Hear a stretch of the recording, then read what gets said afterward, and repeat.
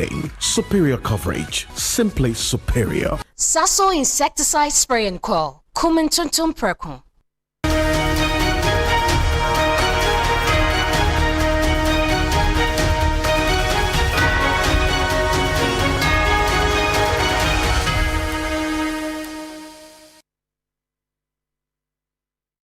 And it's midweek. Good evening. Welcome. This is Ghana Tonight. We're live from a news up at Desa Week, and also live on TV3 Ghana on Facebook and on DSTV channel 279. We're all across the world on 3news.com. I am Alfred Okanse. Tonight, government announces plans for the Ghana Armed Forces to lead nationwide water body cleanup, but survey shows illegal mining in forest reserves surge in 2024. Stay with us.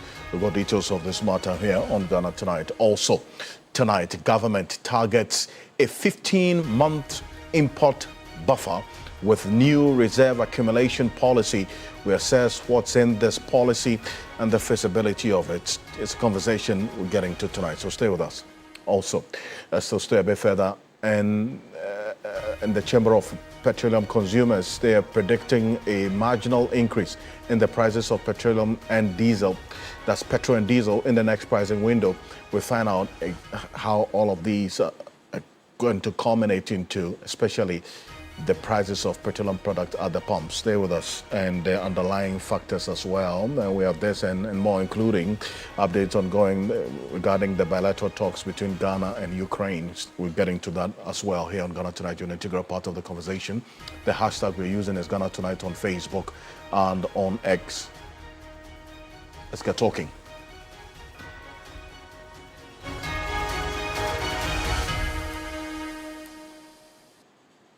Let's settle for Ghana Briefs.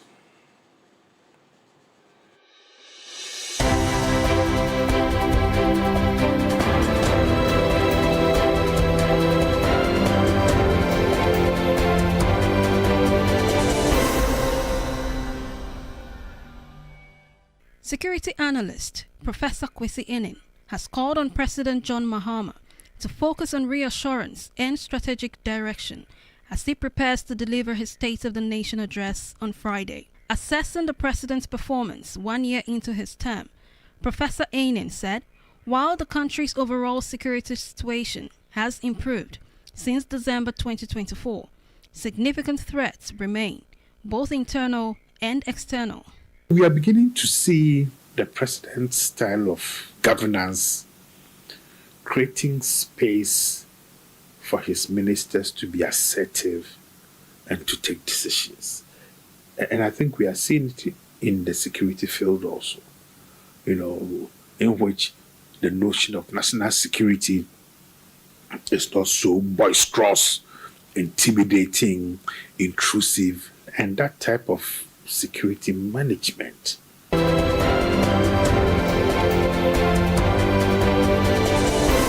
To the eastern region, where the Etiwa East constituency executives of the governing National Democratic Congress are calling on the Inspector General of Police and the National Intelligence Bureau to probe illegal mining activities and the destruction of farmlands in the district. We will seize the opportunity to call on the Interior Minister, the IGP, National Security Coordinator, and the BNI to look into the matter and act accordingly. It's been codified and reported that in Asaman Town alone, over 200 farmers have reportedly lost approximately 70 hectares of farmlands to illegal activities.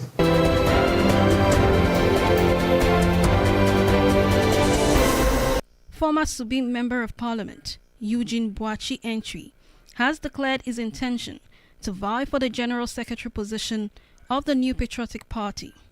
He says his vision is anchored on a strong sense of duty and a firm resolve to unite party members ahead of the 2028 general elections. My decision to seek the office of General Secretary is grounded in a clear sense of duty and a firm belief that the strength of our party depends on the strength of its structures, the unity of its members, and the confidence of its grassroots. If given the mandate, my focus will be on 5 key thematic areas. First is to strengthen and energize our grassroots. That's the base of the party.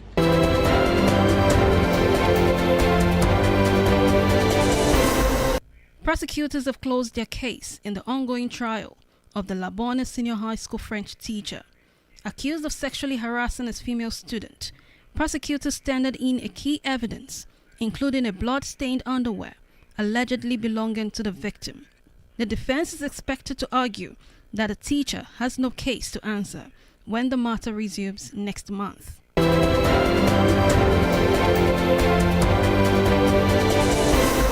Minister for Energy and Green Transition, Dr. John Abdullahi Jinapo, says an impartial investigation will be conducted to determine the root cause of the rapidly depleting units on prepaid electricity meters. He added that if the meters are found to be faulty, replacements will begin immediately. Once we conduct the investigation, assuming some meters are faulty, we have to replace them immediately because you must put the right meter. And if it turns out that people have overpaid, we have to find a way of compensating them. But like I said, it's just too early. Let us conduct the investigation. Fortunately, we have a very good working relationship with the PURC. So the PURC, the Energy Commission, the Ministry, and all the agencies under me are working together. We'll make sure that we get to the bottom of this matter.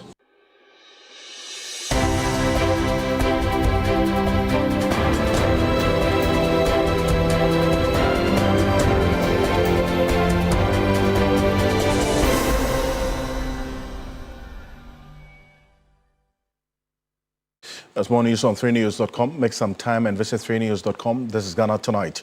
We're live on 3FM 92.7, also on TV3 Ghana on Facebook, and also on 3 News on YouTube as well. And this is always proudly brought to you by Flamingo Paint, Simply Superior, Sasso Insecticide Spray and Qualcomm Tum Tum Preco. Coming up next on Ghana Tonight. Government to deploy soldiers for the nationwide water body cleanup as illegal mining surged in forest reserves list based on the formations survey between 2021 and 2024. But it's seen a lot of illegal mining activities as well in 2025 going to this year 2026, which has raised serious concerns about the fight against illegal mining, and this is one that we're going to sink our teeth into. This was a major matter as well on the floor of Parliament today. But illegal mining in forest reserves increased by 5,252.9 hectares between 2021 and December 31, 2024, reaching a total of 8,923.8 hectares, according to a survey by the Forestry Commission. The Ashanti region was the hardest hit, according to that particular detail of the survey, accounting for 4,948.9 hectares, followed by the Western North region with 2,195.7 hectares. Operations Manager, the Plantations Department of the Forestry Services Division, Dr. Ben Togbo, presenting the report on Tuesday, said the least affected regions were the Savannah region with 29.5 hectares and the Central region with 44.7 hectares impacted. Now, he identified the hardest hit forest reserves as the Oda River Forest Reserve and also the Apamprama Forest Reserve in the Ashanti region, as well as the Upper Wasau Forest Reserve in the Western North region. And this indeed generated some conversation. In fact, we'll be hearing from the Finance Minister, Dr. Kasiela Toforsen, in a bit as well.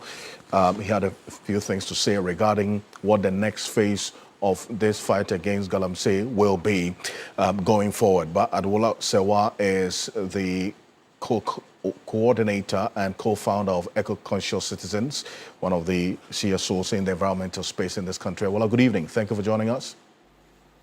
Good evening. Thank you for having me. And in fact, now this is a survey by the Forestry Commission itself about the impact of Galamsey and our forest reserves. Now, we've seen what they have put in this report between 2021 and 2024. A lot we have seen as well in 2025 happening in the forest reserves. The Apapama Forest is one area you together with other CSOs have been concentrating on this call for this Galamsey fight to be at least effective in that area, is it not? And this is captured by the Forestry Commission itself. Awula? Absolutely. Yes. That is the case. And based on this particular outcome, what specific response do you expect to see, especially from the Forestry Commission's own guards and NIMOS and this government-coordinated fight against galamsey? Well, first of all, we believe that the Forestry Commission, they have asked to be given paramilitary status so that they will have the correct resources to fight against the environmental terrorists. As it is right now, they are not well equipped, and some of the environmental terrorists are heavily armed. And they don't, to the best of my knowledge, even have bulletproof vests. So how are they going to fight them? So first of all, equip the Forestry Commission, give them the paramilitary status they are asking for, give them the resources they need to fight the environmental terrorists. Second of all, we need to have the political will to deal with the environmental terrorists. When we hear of district assemblies giving protection to illegal miners so long as they pay some amounts of money, when Joy has done an expose and the DCE is still at post, and we are told that it's not limited to that specific area, it's in other areas as well, and no action is being taken, then the fight against illegal mining, one wonders if it's actually taking place. So unless and until we actually do the needful, it's very difficult to believe that there's a robust fight going on against illegal mining. I see. But then you talk about more powers for the Forestry Commission's guards, right? One of the issues that has come up is that even without these paramilitary powers, as you wanted to be giving them, when they go into these areas, when they clamp down on legal mining, when they leave, these legal miners come back. That's a problem that persists. That is true, but you see, you need to have the stations where they can go for support where needed. Because you see, what you don't want is a situation where they come, you fight them, and then they come back. You need to get rid of them once and for all. And to do this, various things need to happen. But let me say this. We need to have the Forestry Commission, what shall I say? It has a mandate to take care of, to protect our forest reserves. So what I'm saying is that they should give in the adequate resources to do this. And then when they need a backup, the backup should be able to be swift so that the environmental terrorists cannot return. It used to be the case that there were points close to the forest reserves where we had the military station. They were removed. They need to come back. Now, NIMOS can deal with mining in communities and other areas. But what we need to realize is that the communities also, we need to work with them. You look at a place like Atronsu, where we are currently prosecuting activists who were defending or protecting the Atronsu stream and their landscape. They are being prosecuted whilst the illegal miners are walking free. What kind of message are we sending? You have the situation in Nzima East, where a young boy was shot by, according to our information, security personnel of an illegal mining company. No charges have been brought regarding the unlawful killing, but regarding the illegal mining, the charges have been dropped. And then in other situations, we are told party chairmen collecting money from illegal miners so they can continue mining illegally. Until we have the proper resolve to deal with the existential threat we are facing, you see, we'll just be smoke and mirrors. Nothing lasting will take place. First of all, we need the political resolve. We need to take swift action against persons, whether they are closely associated with the administration or not, who are involved in illegal mining. We need to do something about it. And currently, that does not seem to be the case. Well, when you talk about that not being the case, there's something that happened in Parliament earlier today, Awola, and that's why I bring you in, because you're talking about further measures you want to see. The government has announced special efforts to tackle illegal mining activities, particularly in underwater bodies. So the Forestry Commission is looking at what's happening in the forest reserves. Now, from what we understand, the Ghana Armed Forces would lead, together with NIMOS. That is the new face of the fight against illegal mining and Ghana's water bodies. But take a listen to the Finance Minister, Dr. Kasila Tuforsin, and I will come to you on the latest in terms of the next phase. Take a look. The Ghana Gold Board is also to facilitate the establishment of a modern LBMA-compliant processing plant in partnership with private investors to optimize recovery, participation, particularly in the ASM sector, and promote sustainability. Special effort in the form of nationwide water body cleansing campaign within designated mining areas will be undertaken by the Ghana Armed Forces. Mr. Speaker, the National Anti-Illegal Mining Operations Secretariat, NIMOS, shall intensify their activities against illegal mining, especially illegal mining activities in water bodies and forest reserves. Right, Honorable Speaker, the Ministry of Lands and Natural Resources and the Ghana Gold Board shall support and scale up sustainable initiatives such as the land reclamation. So, also, that's the Finance Minister who doubles as the acting Defense Minister as well, giving the details. So, what's going to happen going forward is that the Ghana Armed Forces now, together with NIMOS, would lead this fight against Galamsey on our water bodies. Any reassurance on what you say has to be done further in this fight against Galamsey? You see, it sounds very good. We've been asking for the Navy to be on the water bodies so that the rivers that have been diverted, they'll be, whatever the word is, no longer diverted. We've asked for the removal of the chanfans on our water bodies and the removal of the environmental terrorists. We've asked for this. But you see, for this to happen, it's not just a question of saying that this is what we are going to do. We need to be tackling this at every level. That is why I'm saying that if you have a district assembly where the chanfans, all you need to do is to pay some money and then you can happily go and mine on the chanfans, where you have party chairmen allegedly collecting money for, from illegal miners. It's difficult to see how this is going to work, but it seems like a step in the right direction. We really need to understand that we face an existential threat. We are being poisoned. We need to remove all the chanfans from our water bodies. So if the armed forces is going to lead this robustly, they are going to ensure that the Navy is patrolling our river bodies, removing all the chanfans, removing the environmental terrorists, arresting them, prosecuting them. Then maybe there'll be some lights at the end of the tunnel. But we really need to be robust about this. We need to ensure that all those who are complicit, all those who are part of the destruction of our water bodies will be robustly dealt with. But so long as we have district executives still at post who are involved in protection for or allegedly protecting illegal miners, it's very difficult to see that we are really serious about this fight. That is the point that I'm trying to make. Well, I appreciate your time on this matter, and the coming days is one to watch, especially when it comes to the implementation of this new phase, as you have pointed.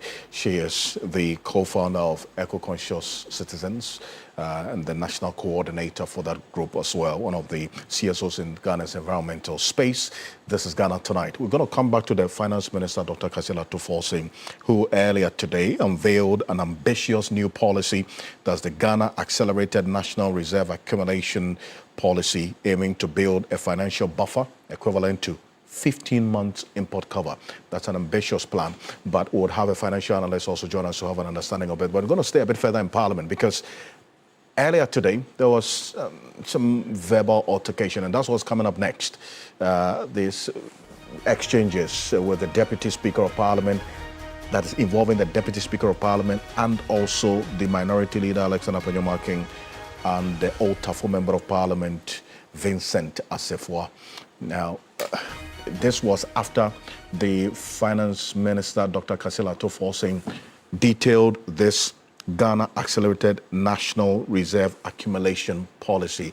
There was this moment of heated exchange in Parliament between the Member of Parliament for Old Tafo, Vincent Assefuah, and the First Deputy Speaker, Bernard Ahiafo. But I want us, first of all, this is how it started. The Honourable Alexander Penyomaking was on the floor making a submission, and the understanding was that there were some rules that were set that the leaders of both sides of the House would have 10 minutes to speak. And during his submission, his microphone was put off. And this, let's take a look at Alexander Benjamin and then how it all started, and dovetailing into the reactions from the Speaker, Mama Yarga, and then also Vincent Assefuah. Take a look at Alexander Benjamin. Create jobs. Create jobs. 1 job, 3 shifts. It's you who said it. Create the jobs. Create the jobs. Go to Dansuma, Ablekuma North, Ablekuma South. You follow.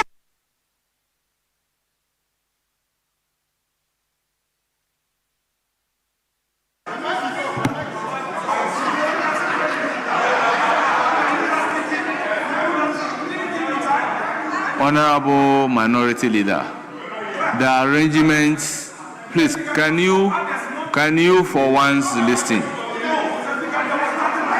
You don't want to listen to me?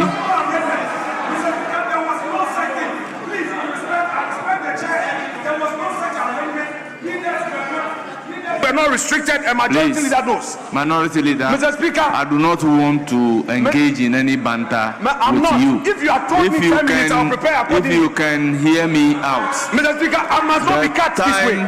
The time allocation and the arrangements were made before I took over. And I indicated right from the beginning that I am not the one controlling the time. I am not the one controlling the time. Once your time is up, you will be cut automatically. So please, it's now.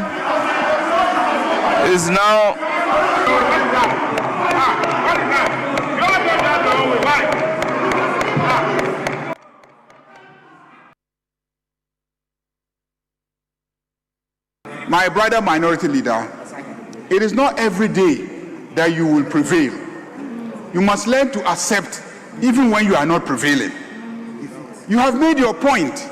Everybody has seen that you have made your point. Even I got up and supported your position that unfortunately we as leaders were not told the time. That I admitted.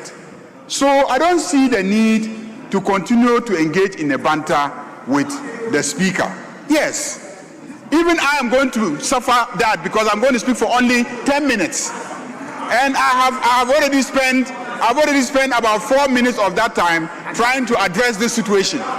So please, Minority Leader, let us focus on the business of the day. Mr. Speaker, there's going to be a full-blown debate on this matter. A full-blown debate tomorrow, just tomorrow. So tomorrow you will have the opportunity to say everything that you want to say before we approve the policy document. So there's no need for us to spend all the time engaging in a fight. After this, then Vincent Assefuah, the Otafo Member of Parliament, also had a question. In fact, that also led to some verbal exchanges between him and the First Deputy Speaker of Parliament, Honorable Bernard Ahiafo, who was president of the business of the House. Let me take a look.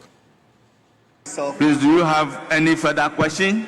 Mr. Speaker, no, I have if you don't have a further question, Honorable Minister. I have 3 supplementary questions. No, yes. Hold on. Please, ask if you have a further question. My question to the Minister stems from his own answer.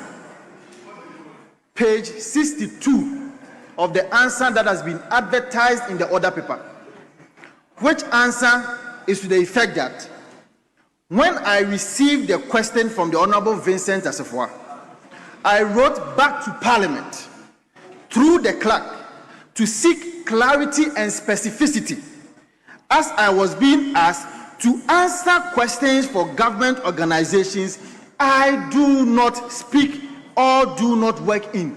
My question to him is that, Mr. Speaker, you need to protect me. The minister cannot be evasive.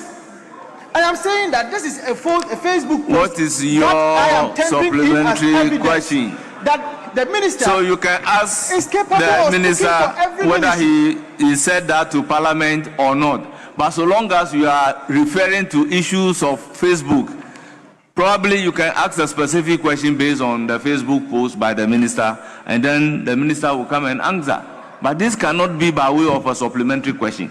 An honourable member, I think we don't have a further supplementary question. I have 3 questions. If any other member has a supplementary question, the honourable member may do so. With this question, then I mean Ghanaians are watching. This is not fair. My second question to him is that. Honourable member, can you resume your seat? My second question. Please resume your seat. Honourable member, can you resume your seat? I have 3 questions. I take offence from the word I'm not being fair. Resume your seat. Yes, Honourable John Nyako, if you have a supplementary question, you can ask. It's okay, I retract that. It's okay, I retract that.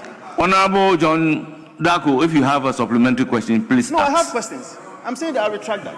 Honourable Minister, in the absence of any supplementary question, you can't be this unfair. You are accordingly discharged. You can't be this unfair. We thank you for attending upon the House and responding to questions. They are seeing how unfair you are. Question time and if you disrespect is ended. We are likely to disrespect you as well. Leader, any we are likely indication? to disrespect you as well.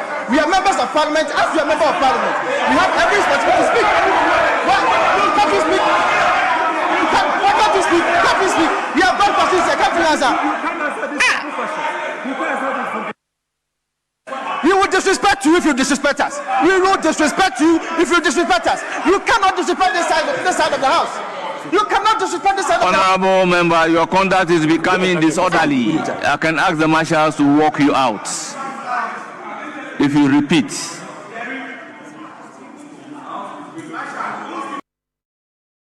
Well, this is how it all played out, and Dr. Rashid Rahman is a director of the Africa Center for Parliamentary Affairs. It appears that these scenes, Dr. Rashid Rahman, we're going to have to continue talking about this, and every time we have conversations with you is as a result of one chaotic incident or the other in Parliament. Quite a concern to you, you would say? Yes, very much so, Alfred. You know, when I listen to, starting from the minority leader to the majority leader and to the honourable member for Old Tafo, I think what comes to my mind is the fact that it looks like up to now we don't seem to have a clear agreement on the rules that should, you know, govern the conduct of honourable members in the House. Or maybe there is a clear understanding of the rules, but people are just simply not following the rules. Perhaps, Alfred, and this is my reading, there is already the perception that, you know, the First Deputy Speaker, you know, from many events that have unfolded beginning from this 9th Parliament, there might be the perception that maybe he's not fair to the MPP side. I mean, that's my reading of the perception from the MPP side. Because, you know, when you listen carefully, I mean, there's a question about, do you have a supplementary question? And I would have thought that, you know, the honourable member would go straight to, you know, the specific questions that he had.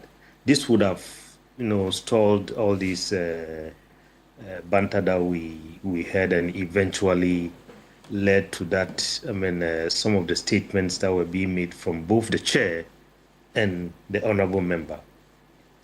But Alfred, let me say this. I mean, as you indicated from the beginning, it looks like each time we have a conversation, it's about disorder, it's about chaos, and I think that that's the last thing that we want in the House. We have many problems in this country, and we think that when members of Parliament gather, I think chaos and disorder should not be the hallmark of our kind of democracy.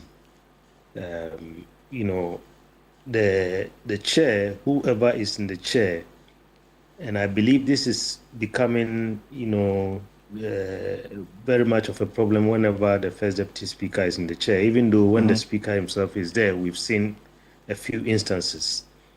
But, on the side of MPs. Yes, but what does that tell you? I mean, the fact that the point you just made, that it appears this is quite consistent when Bernard Ahiafo, the Honorable Bernard Ahiafo is presiding over the business of the House. And maybe if you could speak up a bit for me. Yes.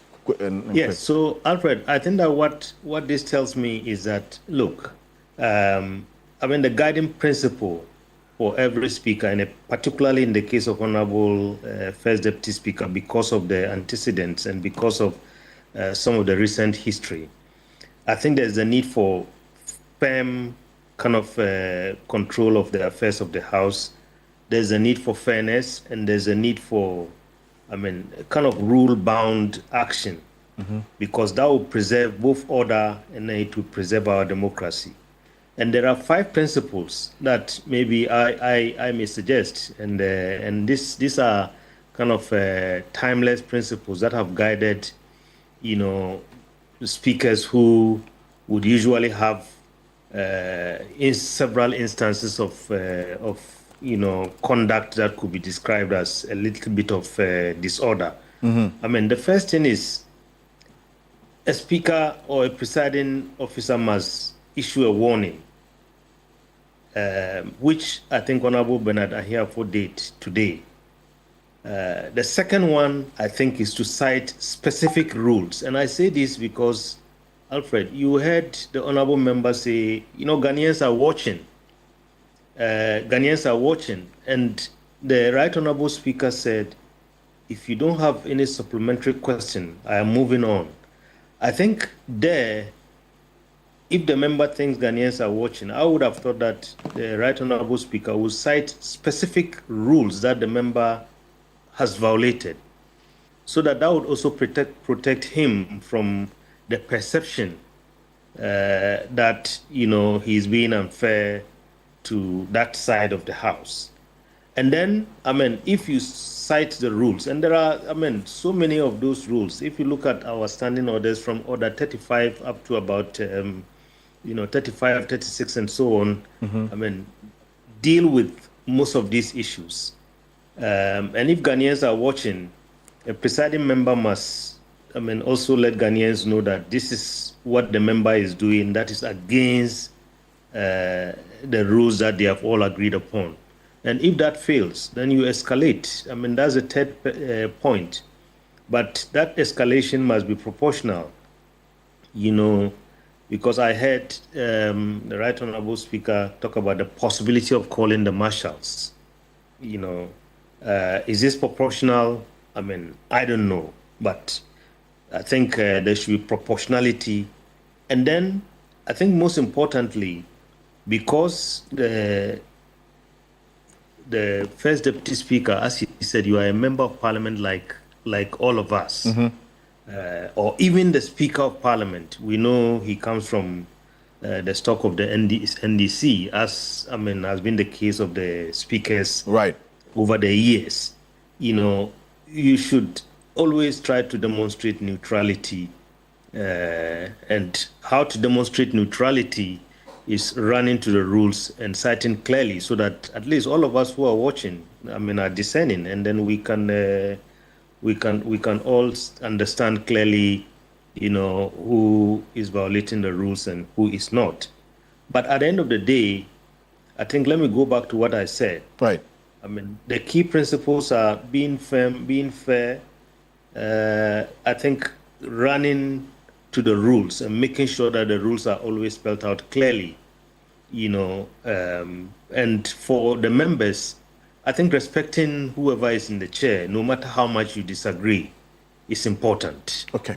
And I think that if we have these from both sides, we can preserve our democracy, and then for our children who are watching, we don't want them to always watch disorder and chaotic scenes in our parliament.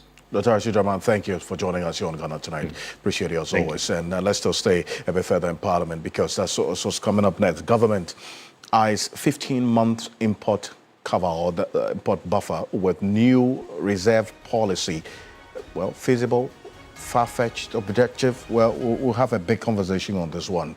That's what's coming up next. But first off, let's hear from the Finance Minister, Dr. Kasela Tuforcing, launching a new policy called the Ghana Accelerated National Reserve Accumulation Policy, GANRAP, aimed at building enough reserves to cover at least 15 months of imports by 2028. This was disclosed by the Finance Minister, Dr. Kasela Tuforcing, when he addressed Parliament earlier today. Take a look. The current gross international reserves level is above the traditional reserve benchmark of 3 months of import cover. This is, however, not sufficient to provide adequate self-insurance against disruptive economic shocks and its impact on the exchange rate, like the historical depreciation of the currency in the year 2022 and 2023. To strengthen Ghana's resilience to economic shocks, Cabinet has approved the Ghana Accelerated National Reserve Accumulation Policy.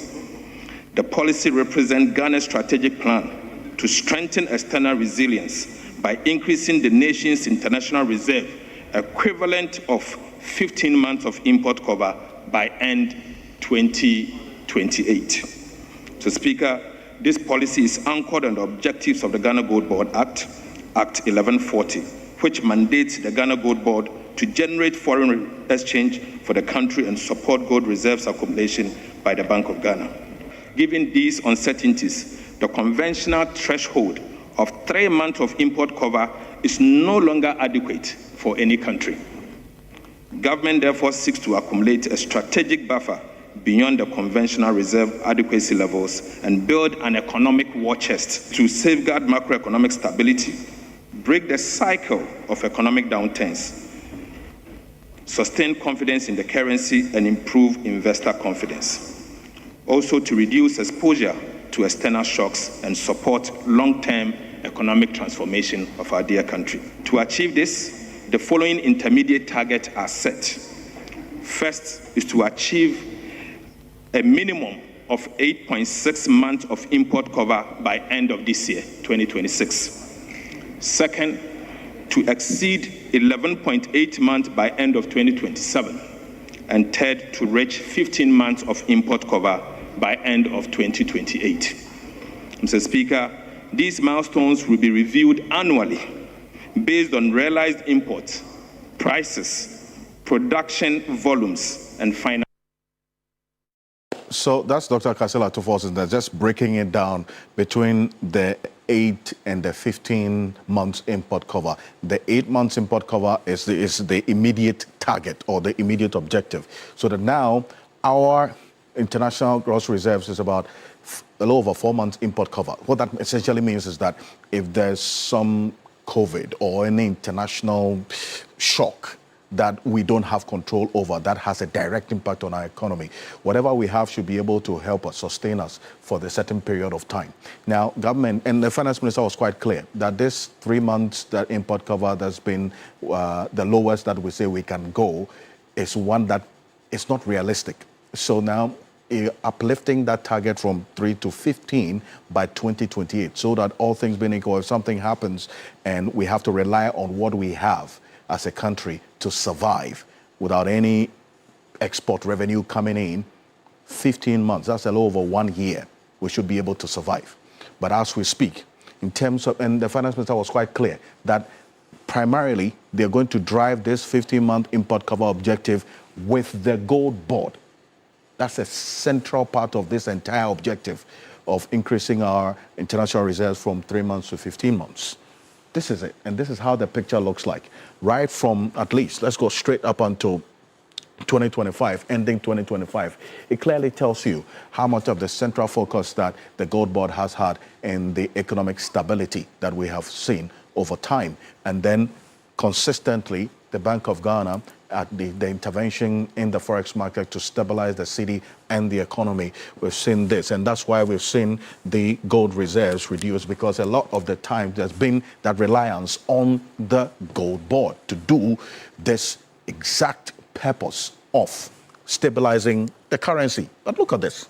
In terms of gold exports, we saw the surge right from at least December 2024, right up until now, that we're seeing in the millions of dollars, gold exports hitting almost $8 million as at the end of this particular period. And in fact, if you look at the surge consistently, we've seen consistent being the impact of gold board in this particular sector, and that cannot be underestimated in any way. The finance minister was consistent and quite clear about the central role and the most important role that gold board will play in this. But consistently, we've seen Ghana's gold reserves rise until this period where there was that direct policy by government to ensure that we are not only just keeping the gold reserves at the Bank of Ghana, but we're directly having it influence the stability and also the growth of Ghana's economy. And that's why it is not out of place, if you hear the finance minister, going forward, we're going to see,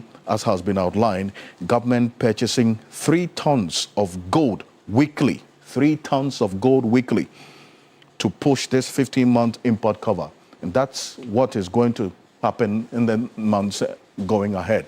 We're going to go for this quick break. It'll give you an idea of the destination of this gold that we're exporting, and then also this objective that the finance minister was quite clear about as to what the way forward will be and how central gold exports will be in this 15-month import cover. Joe Jackson is a financial analyst going to be joining us right after this quick break. We have a conversation on the way forward on this. Stay with us.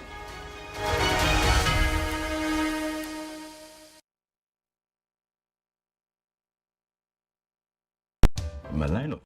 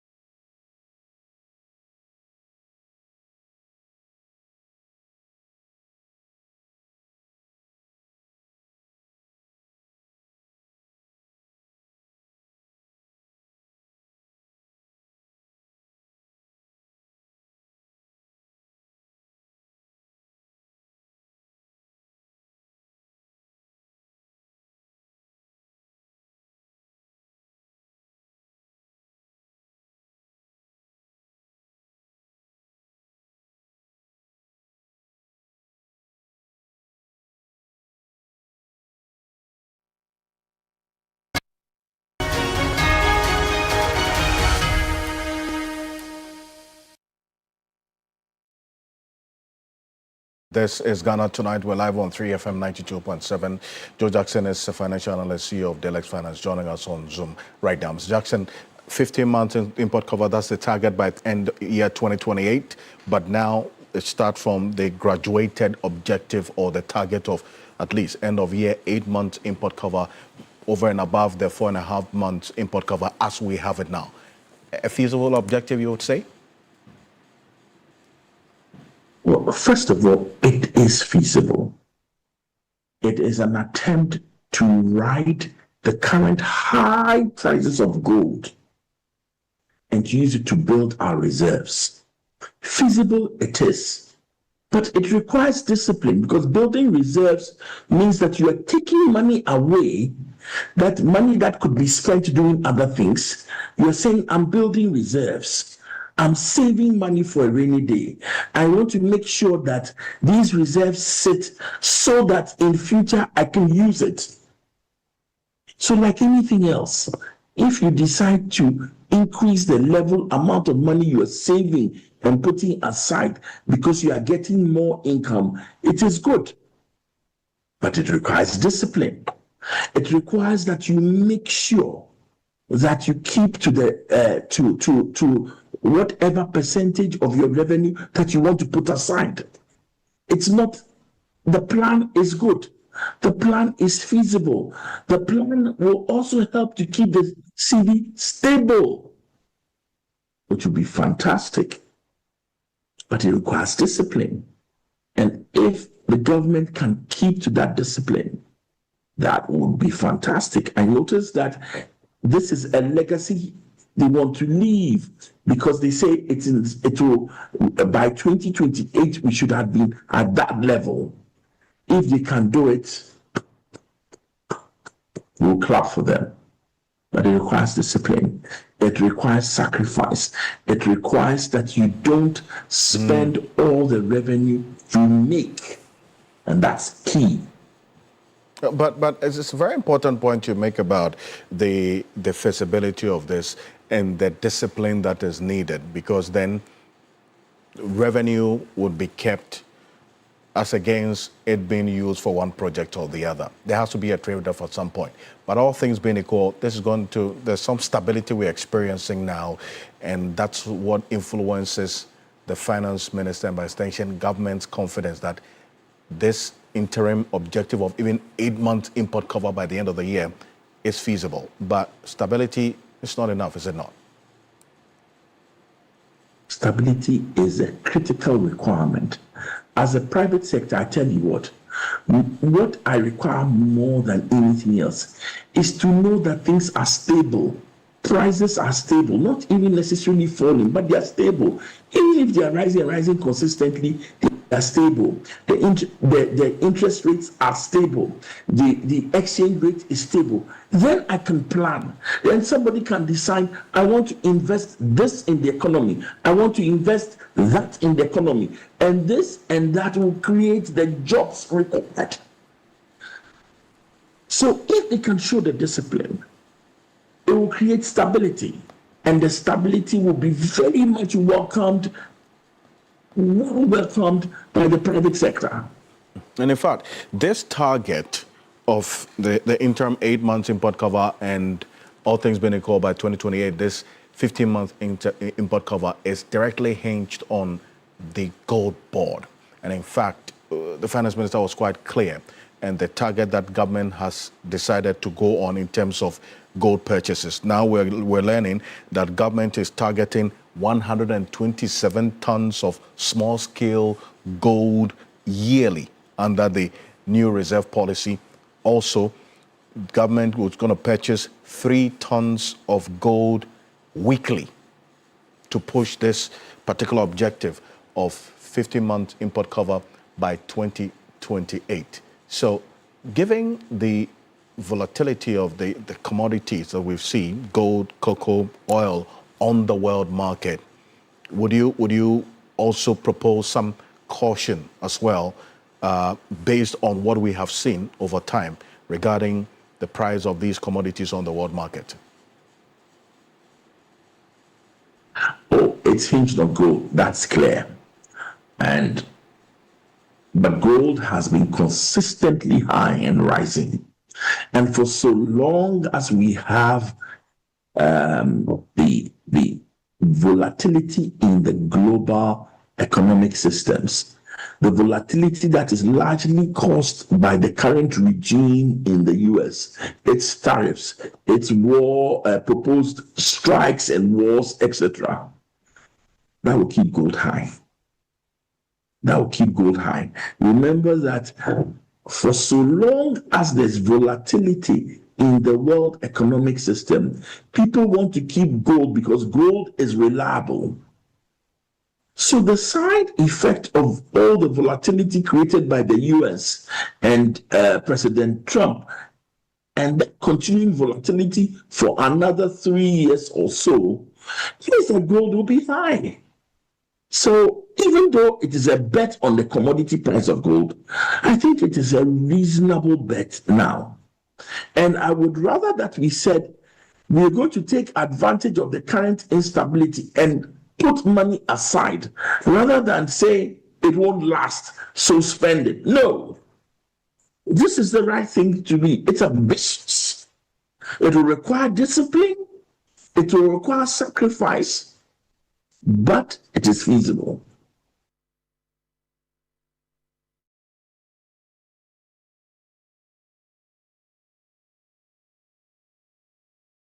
A lot of concern also as well, and we've been quite clear about how feasible this is, and the confidence is hinged on the fact that the yellow metal, that's gold, has become that safe haven because of everything that we've seen happen on the world market.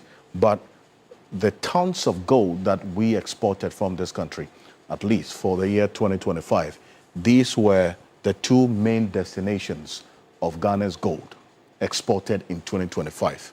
We have 75,703 kilograms of our gold exported in 2025 going to Dubai, and 26,943 of our gold exported going to India.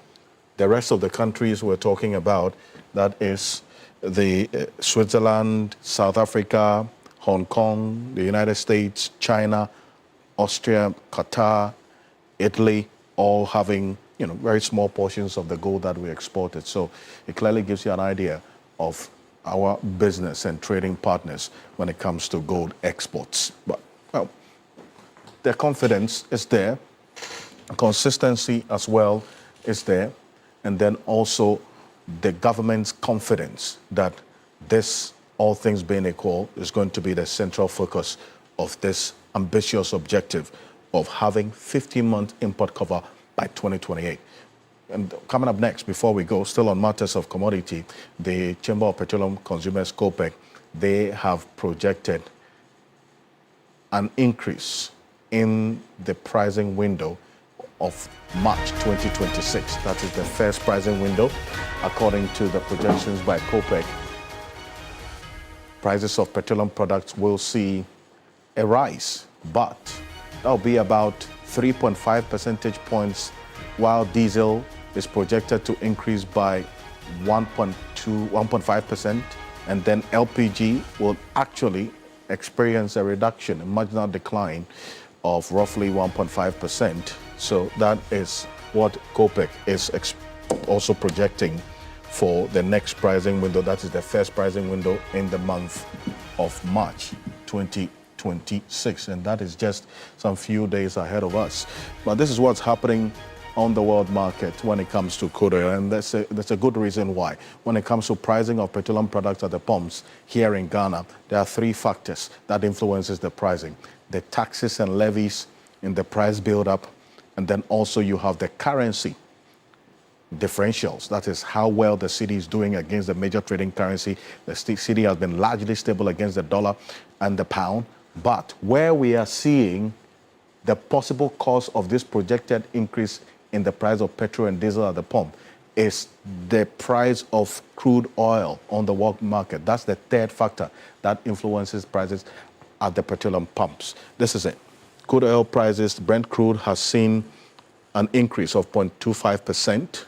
and the change in pricing of about 0.38%, that is what we've seen COPEC point to, that now a barrel of crude oil is selling at almost $71 per barrel on the world market. And when we see some of these changes, especially in one or two of these three factors that influences prices of petroleum products at the pumps, then there would be that possible increase in the price of petrol and diesel. It's one that we're going to keep an eye on, in fact, and especially the projections and the percentages that COPEC has put out. Normally, because of the competition in the market, oil marketing companies would increase, but not to that margin of about 5% or 3% as COPEC is projecting, but would see and also measure the rate of the increase as against the previous pricing window in the coming days.